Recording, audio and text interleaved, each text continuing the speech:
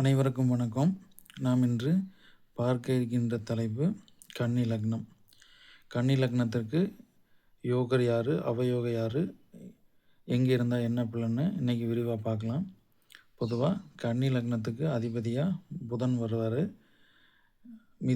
மிதுன வீட்டுக்கும் அதிபதி புதனாக வராரு. 1க்கும் 10க்கும் இரு ஆதிபத்திய கிரகமாக கன்னி லக்னத்துக்கு புதன் பகவான் வராரு. ஸோ இங்கே புதன் லக்னத்தில் உச்சமாவார். லக்னத்தில் இருக்கலாமா? பொதுவாக புதன் லக்னத்தில் இருக்கிறது ஒரு நல்ல பலனை தரும், நல்ல அறிவை கொடுக்கும், நல்ல படிப்பை கொடுக்கும். லக்னத்தில் இருப்பது ரொம்ப சிறப்பு. ஆயுள், தோற்றம் அத்தனையும் நல்ல பலனை தரும். 2ல் இருக்கலாமா? இங்கே லக்னத்தில் இருப்பதை விட இன்னும் ஒரு படி மேலே துளாராசியில் புதன் இருப்பது ரொம்ப சிறப்பு. துளாராசியிலிருந்து திசை நடத்துவது ரொம்ப நல்ல பலனை கொடுக்கும். 3ல் விருச்சிகத்தில் இருக்கலாமா? கன்னி லக்னத்துக்கு விருச்சிக வீடு பகை நிலைமை அடையும். அதனால் இங்கே புதன் பகை அடைவார். அதனால் விருச்சிகத்தில் இருந்து திசை நடத்துகிறத நல்ல பலனை தராது. லக்னாதிபதி வீக் ஆயிடுவார். அதனால் 3ல் இருக்கக்கூடாது. 4ல் இருக்கலாமா? நிச்சயமாக 4ல் இருக்கலாம். புதன் கல்விக்கான கிரகம். லக்னாதிபதி 4ல் இருக்கிறது 10ஆம் இடத்தோட தொடர்பு கொள்ளும். 4ஆம் இடமும் 10ஆம் இடமும் நல்ல நிலைமையில் இயங்கும். அதனால் 4ல் இருப்பது நல்ல பலனை தரும். இங்கே வீடு கொடுத்த குரு மேசத்துலேயோ அல்லது லக்னத்திலேயோ அல்லது மீனத்திலேயோ இருக்கும் பொழுது இங்கே புதன் இன்னும் ஸ்ட்ராங் ஆவார். அதனால் 4ல் இருந்து புதன் தசை நடப்புக்கு வந்தால் மிகுதியான நல்ல பலன் இருக்கும். 5ல் இருக்கலாமா? 5ல் இருக்கிறது ரொம்ப நல்ல பலனை தரும். 6ல் இருக்கலாமா? 6ல் சனியோடைய வீடு. லக்னாதிபதி 6ல் மறையக்கூடாதுங்க. லக்னாதிபதி 6ல் இருப்பது சிறப்பான பலனை தராது. அடுத்து மீனத்தில் இங்கே லக்னாதிபதி 7ல் போய் நீசம் அடைவாருங்க. இங்கே நேரடியாக நீசம் அடைஞ்சாருன்னா லக்னாதிபதியோட வலு குறையும். இங்கே லக்னத்தோடு சம்மந்தப்பட்டாலும் லக்னாதிபதி நீசங்கிற அடிப்படையில் வாழ்க்கையில் முற்பகுதியில் நிறைய கஷ்டங்கள் படுவாங்க. 7ல் இருக்கிறது அவ்வளோ ஒன்றும் சிறப்பான பலனை தராது. இங்கே உச்சம் பெற்ற சுக்கிரனோடு இருந்தால் அந்த புதன் ஒரு வலிமை அடைவார். அங்கே குருவோடு இணையக்கூடாது. குருவோடு இணைஞ்சாலும் அங்கே லக்னத்துக்கு 7ஆம் இடத்துல நீசபங்கம்ங்கிற ஒரு தன்மையை அடைஞ்சாலும் அங்கே மாரகாதிபதியோட புதன் இணைவார். அதனால் இங்கே கன்னி லக்னத்துக்கான இயல்பை புதன் அங்கே இழப்பார். அதனால் தன்னுடைய அறிவால் பிரச்சனையை சந்திப்பார். அதனால் 7ல் புதன் சுக்கிரனோடு இருப்பது மட்டுமே நல்லது. இல்லைன்னா இங்கே குரு கன்னியில் இருக்கலாம், மிதுனத்தில் இருக்கலாம். பரிவர்த்தனை ஆகிக்கிறது ரொம்ப சிறப்பான பலனை தரும். தனுசுலேயும் குரு ஆட்சி பெறலாம். ஆனால் குருவும் புதனும் இணைகிறது. அங்கே புதனை லக்னம் ஒரு அவயோக கிரகம் குருவாக வர்றதுனால, பாதகாதிபதியாக வர்றதுனால திருமண வாழ்க்கையில் பிரச்சனையை கொடுப்பாரு. எனவே 7ல் இருக்கக்கூடாது. 7ல் இருந்தால் இது மாதிரியான நிபந்தனைகளோட 7ல் இருக்கலாம். அதன் பிறகு 8ல் சுத்தமாக 8ல் இருக்கக்கூடாது. நல்ல பலனே இல்லை. 8ல் ஒருவேளை 8ல் மறைஞ்சாலும் இங்கே வீடு கொடுத்த புதன் லக்னத்தில் இருந்தாலும் இந்த பரிவர்த்தனை 1-8 பரிவர்த்தனை ஆயுளுக்கும் நல்லது. ஆனால் மற்ற எந்த ஒரு விஷயத்துக்கும் நல்ல பலனை தராது. எனவே இங்கே 8ல் புதன் இருந்துட்டாலும் இங்கே சுபர் பார்வையில் 2ஆம் இடத்துல சுக்கிரன் தொடர்பு கொள்வதோ அல்லது இங்கே சந்திரன் துளாராசியில் இருக்கிறதோ ஒரு நல்ல பலனை தரும். அல்லது இங்கே ராசிக்கு புதன் மறையாமல் இருக்கணும், ராசிநாதன் வலிமையாக இருக்கணும். அப்படிங்கிற அடிப்படையில் லக்னாதிபதி 8ல் வலுவிழந்தாலும் ராசிநாதன் வலுவாக இருக்கணும். இங்கே துளாராசிநாதனான சுக்கிரன் இங்கே மீனத்தில் உச்சமாகும் பொழுது அல்லது துலா ராசியிலே இருக்கும் பொழுது இங்கே சுக்கிரனும் புதனும் எவ்வளோ டிஸ்டன்ஸ் வேறு வரவும் மாட்டாங்க. அதனால் இங்கே மீனத்தில் உச்சமாகும் பொழுது நல்ல பலனை கண்டிப்பாக அந்த ஜாதகம் வலுவுக்கு ஏற்ப பலனை கொடுக்கும். இங்கே 8ல் மறைகிறது ராசிநாதன் வளர்க்கணும், லக்னாதிபதி வலு இழந்தாலும் ராசிநாதன் வளர்க்கணும் அப்படிங்கிறது என்னுடைய கருத்து. அடுத்து ரிஷபத்தில் இருக்கிறது சிறப்பான பலனை தரும். 10ல் இருக்கலாம், நன்மையை தரும். 11ல் கடகத்தில் பகை ஆவார், நன்னிலைமை தராது. அப்படி கடகத்தில் புதன் இருந்தாலும் இங்கே லக்னத்தில் சந்திரன் இருந்து பரிவர்த்தனை ஆகிற அமைப்பு நல்ல பலனை தரும். இங்கே 10ஆம் இடத்துல சந்திரன் பரிவர்த்தனை ஆகிறது நல்ல பலனை நிச்சயம் தரும். 11ஆம் இடத்துல லக்னாதிபதி பகைங்கிற ஒரு மோசமான தன்மையை பரிவர்த்தனை மூலமாகவோ அல்லது வேறு ஏதேனும் லக்ன யோகமான கிரகத்தோடு இணையும் பொழுது இங்கே லக்னாதிபதி வலுவடைவார். எனவே இங்கே கன்னியில் சந்திரன் இருந்து கடகத்தில் புதன் இருப்பது ரொம்ப நல்லது. இங்கே 12ல் மறையலாமா? நட்பு வீடு உயிர் இருக்கும். இவர் எல்லா விஷயத்துக்கும் நல்ல நிலைமையில் பழகுவார், நல்லா இருப்பார். ஆனால் லக்னாதிபதி 12ஆம் இடத்துல இருக்கிறங்கிற அடிப்படையில் அவயோக திசை வந்தால் இந்த லக்னாதிபதி வலு இழந்துட்டார் 12ல் மறைஞ்சிட்டாருங்கிற அடிப்படையில் கடுமையான துன்பத்தை நிச்சயமாக அனுபவிப்பாங்க. லக்னாதிபதி உபய லக்னத்துக்கு லக்னம் 6, 8, 12ல் மறையக்கூடாது. நல்ல பலன் நிச்சயமாக கொடுக்காது. ஆயுளுக்கு கண்டத்தை நிச்சயம் கொடுப்பாரு. அதனால் லக்னாதிபதி 6, 8, 12 மறைவது தப்பு. அப்படி மறைஞ்சாலும் ராசிநாதன் நல்ல நிலைமையில் இருக்கணும். ராசி அந்த 12ல் மறைந்த கிரகத்திற்கு ராசிக்கு கேந்திரத்திலேயாவது அந்த புதன் அமைகிறது, கேந்திர திரிகோணத்தில் அமைகிறது நல்ல பலனை தரும். அடுத்து சுக்கிரன் லக்னத்தில் இருப்பது சிறப்பு, ரொம்ப நல்ல பலனை தரும். 2ல் ஆட்சி ஆகிறது சிறப்பு. இங்கே 2ல் ஆட்சி ஆனார்னா 9ஆம் வீட்டு பலன் குறைவாக செய்வார். அதனால் 2ல் சுபகிரகம் ஆட்சி ஆனாலும் நல்ல பலனை நிச்சயம் கொடுக்கும். 3ல் இருக்கலாமா? 3ல் இருக்கலாம். 9ஆம் இடத்தோடு தொடர்பு கொள்வார். ரிஷபத்தை 9ஆம் இடத்து பலன் நல்லபடியாக செய்வார். 4ல் இருக்கலாமா? 4ல் பகையானாலும் நல்ல பலமாக இருப்பார். நல்ல உகந்த 4 சுக்கிரன் வருவதால் 4ல் இருக்கலாம். 5ல் இருக்கலாம். 6ல் இருக்கலாமா? இங்கே 2 கூடையவன் 6ல் மறைகிறது பொருளாதார ரீதியாக திருமணம் சார்ந்த குடும்ப விஷயங்களில் ஒரு சில குறைபாடுகளை கொடுத்தாலும் 6ல் இருக்கிறது நல்ல பலனை தரும். 7ல் இருக்கலாமா? இங்கே 7ல் வந்துட்டு தனிச்சு உச்சம் ஆகலாம். ஆனால் இங்கே 2ல் இருந்து 2, 7 பரிவர்த்தனை ஆகிறதுங்கிறது நல்ல அமைப்பு கிடையாது. 7ல் இருக்கலாம். 8ல் இருக்கலாமா? 8ல் இருப்பது இங்கே வந்துட்டு குடும்பஸ்தானத்தை பார்த்து வலுப்படுத்தும். ஆனால் இங்கே பெண்களால் பிரச்சனைகள் வரும். பெண்களால் வந்துட்டு சண்டை சச்சரவு, அதன் மூலமாக ஒரு வேலை வருமானம், அதாவது சண்டை கட்டிக்கிட்டு வேலைக்கு போகிறது அல்லது சண்டை கட்டி வேலைக்கு அனுப்புறது, இந்த மாதிரியான ஒரு பெண்களால் வந்துட்டு ஒரு துன்பங்கள் ஏற்படும். காசுக்காக சண்டை போட்டு வேலைக்கு போகிற மாதிரி இருக்கும்.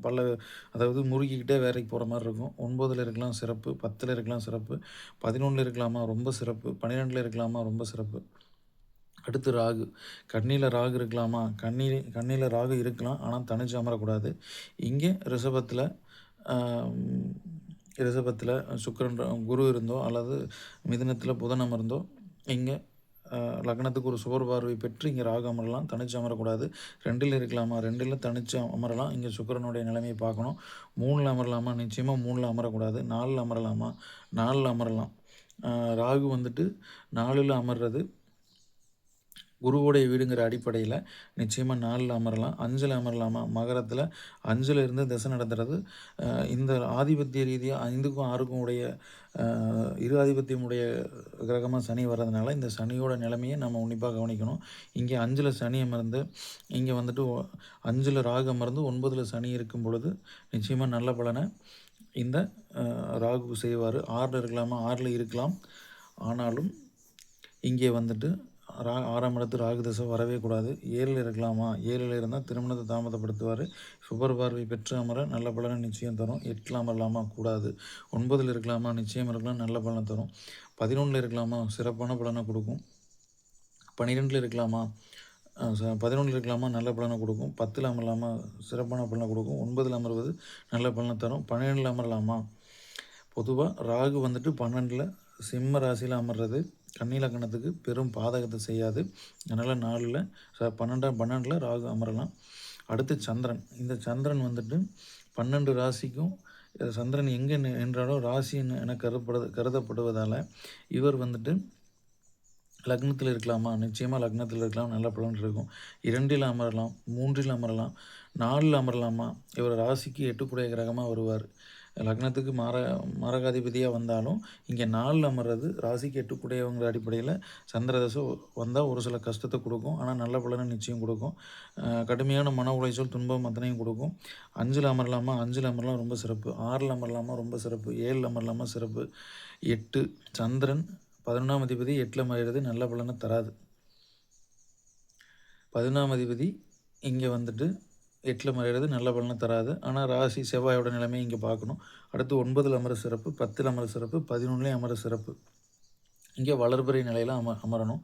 இங்கே வந்துட்டு லக்னத்துக்கு 12ல் சிம்மத்தில் சூரியன் வந்துட்டு சூரியனுடைய வீட்டில் இங்கே சந்திரன் அமர்வது.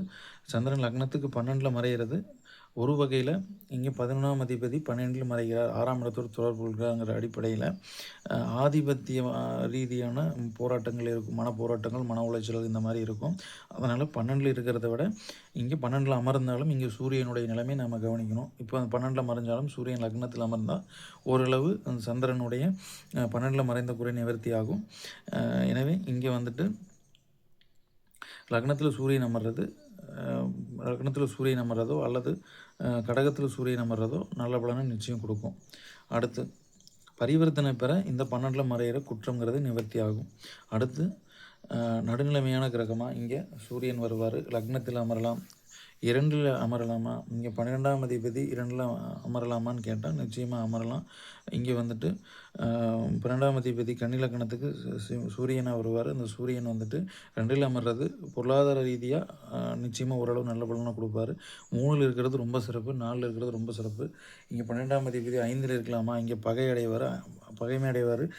5ல் இருக்கிறது 11ஆம் இடத்தோடு தொடர்பு கொள்ளும். 5ஆம் இடத்தை வந்துட்டு 5ஆம் இடம் 12ஆம் அதிபதி 5ல் இருக்கிறது ஆதிபத்திய ரீதியாக 12ஆம் ஒரு விரையாதிபதி 5ல் அமர்வது புத்திரத்தை பிரிகிறது, சொத்து விரயமாகிறது, இந்த மாதிரியான பலன்களை நிச்சயம் கொடுப்பாரு. 6ல் மறையலாமா, 6ல் மறைஞ்சால் 12ஆம் இடத்தோடு சம்மந்தப்படுவார். ஆனால் சூரியன் பகையடைவார். ஆனால் 6ல் இருக்கிறது நல்ல பலனை நிச்சயம் தரும்.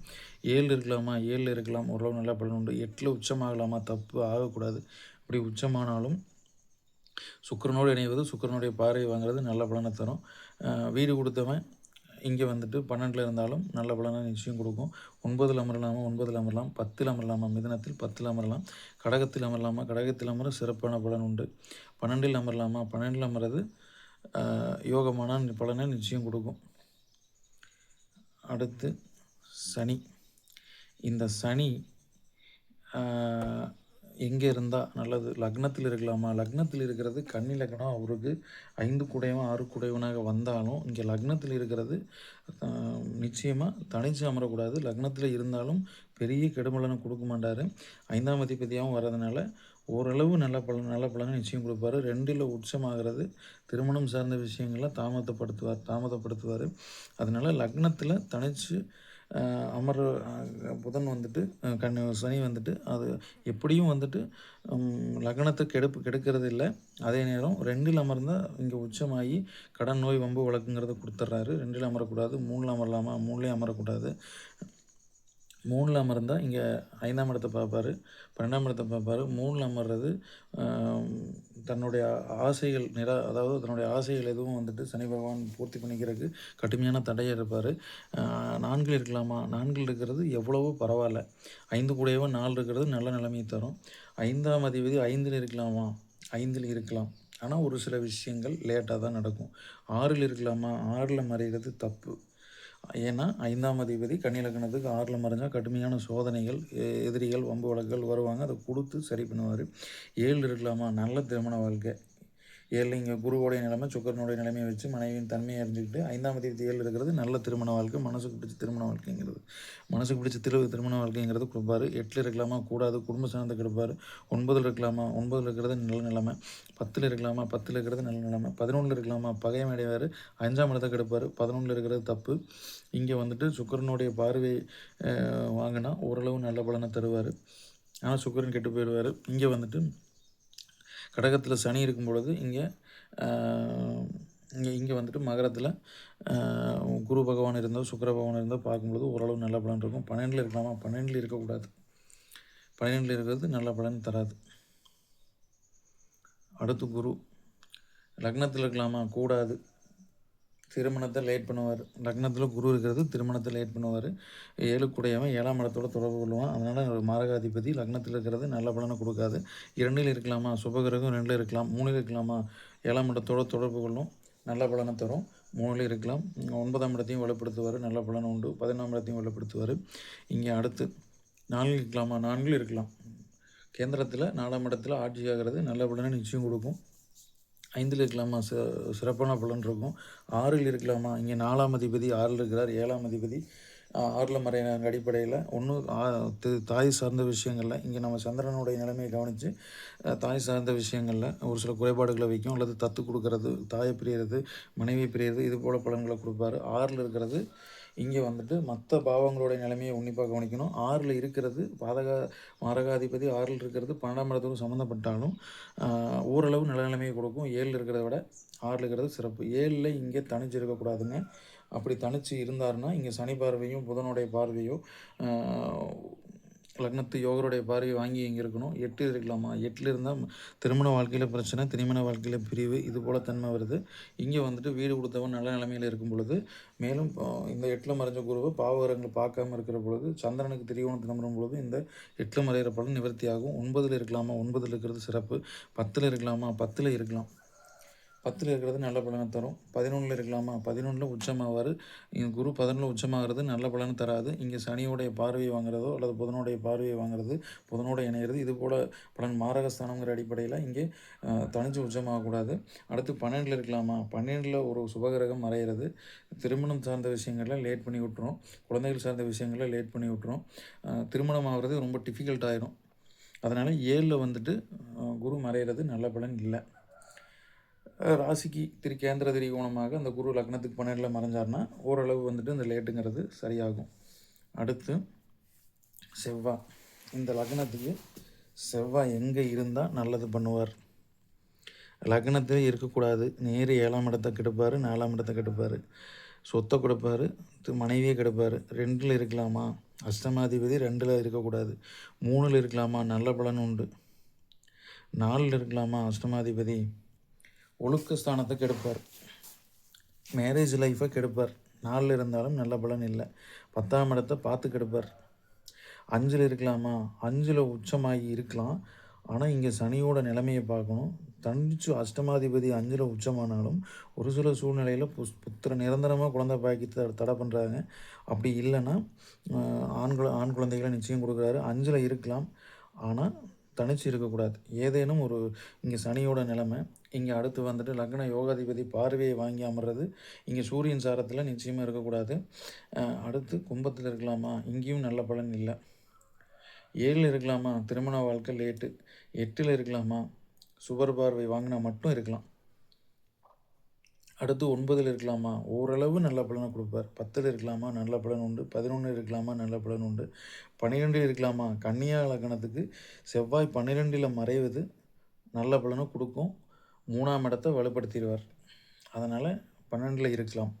செவ்வாய் இந்த லக்னத்துக்கு மறைவது நல்லது. இங்கே ஏன்னா இவர் வந்துட்டு இந்த லக்னத்துக்கு மட்டும் பர்டிகுலராக அது ஒரு கிரகம் 12ல் மறையக்கூடாதுன்னு சொன்னீங்களே, இங்கே வந்துட்டு செவ்வாய் வந்துட்டு 12ல் மறைஞ்சாலும் இங்கே 11ஆம் பாவமும் 4ஆம் பாவமும் நல்லா இருக்கும் பட்சத்தில் செவ்வாயோடைய குறைகள் ஓரளவு நிவர்த்தி ஆகும். அதனால் 12ல் மறைவது நல்லது. லக்னத்தில் கேது இருக்கலாமா? லக்னத்தில் கேது இருக்கலாம். 2ல் இருக்கலாமா? சுக்கிரனுடைய வீட்டில் கேது இருக்கிறது சுக்கிரனுடைய தன்மைக்கு நல்லதில்லை. அதனால் சுக்கிரனுடைய வீட்டில் இல்லாமல் இருக்கிறது நல்லது. விருச்சிகத்தில் இருப்பாரா? விருச்சிகத்தில் இருந்தால் என்ன பலன் உண்டு? விருச்சிகத்தில் இருக்கிறதும் ஒரு நல்ல பலனை வந்துட்டு கேது செய்ய மாட்டார். அடுத்து தனுசில் இருக்கலாமா? தாராளமாக இருக்கலாம், நல்ல பலன் உண்டு. 5ல் இருக்கலாமா? குறைந்த புத்திரம் உண்டு, குறைந்த அதிர்ஷ்டம் உண்டு அப்படிங்கிற மாதிரி கொடுப்பார். 5ல் கேது இருக்கிறது நல்ல பலன் இல்லை. 6ல் இருக்கலாமா? இருக்கலாம். 6ல் கேது தசை வரக்கூடாது. 7ல் இருக்கலாமா? 7ல் இருக்கலாம். சுபர் பார்வை பெற்று அமரலாம். அப்படி 7ல் அமர்ந்துட்டாலும் சுபர் பார்வை பெற்று அமர்வது நல்லது. சுபர் பார்வை இல்லை அப்படின்னா கேது தசை வராமல் இருக்கிறது நல்லது. 8ல் இருக்கலாமா? 8ல் இருக்கிறது நல்ல பலன் இல்லை. 9ல் இருக்கலாமா? ரிஷபத்தில் இருக்கலாம். ஏன்னா காலபுருஷ தத்துவத்துக்கு குடும்பஸ்தானமாக வர்றதுனால ரிஷபத்தில் இருக்கலாம், நல்ல பலன் உண்டு. இங்கே துலாம் வந்துட்டு காலபுருஷ தத்துவத்துக்கு 7ஆம் இடமாக வர்றதுனால இங்கே மனைவியை குறிக்கிற பாவமாக வர்றதுனால இங்கே கேதுங்கிறது இங்கே அமரக்கூடாது. ஆனால் இங்கே ரிஷப ராசியில் அமர்வது நல்ல பலன் உண்டு. மிதுனத்தில் அமர ரொம்ப சிறப்பான பலன் உண்டு. கடகத்திலும் அமரலாம், சிம்மத்திலும் அமரலாம். எனவே இன்று கன்னியா லக்னம் எந்த மாதிரியான கிரகங்களை நல்ல பலனை தரும் என்று பார்த்தோம். மீண்டும் மற்றொரு பதிவில் மீண்டும் சந்திப்போம். இந்த வீடியோ பிடிச்சிருந்தால் சப்ஸ்கிரைப் பண்ணுங்கள். நன்றி, வணக்கம். மீண்டும் சந்திக்கலாம்.